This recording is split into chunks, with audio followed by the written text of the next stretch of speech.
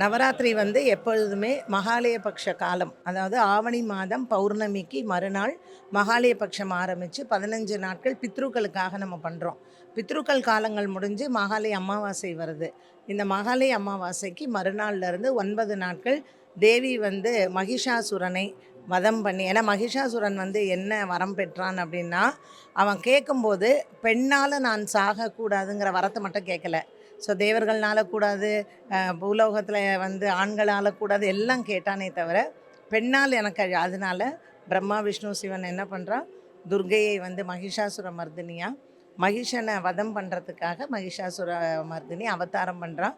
9 நாட்கள் தாயாரே அவள் வந்து விரதம் இருந்து மகிஷனை அழிக்கிறா. அவள் கூட வந்தவ தான் இந்த சப்த. அதனால் ஒவ்வொரு நாள் ஒவ்வொரு ரூபத்தில் அவள் வந்து மகிஷாசுரனை வதம் பண்ணி 10வது நாள் வெற்றி அடைகிறா. அதை விஜயதசமின்னு கொண்டாடுறோம்.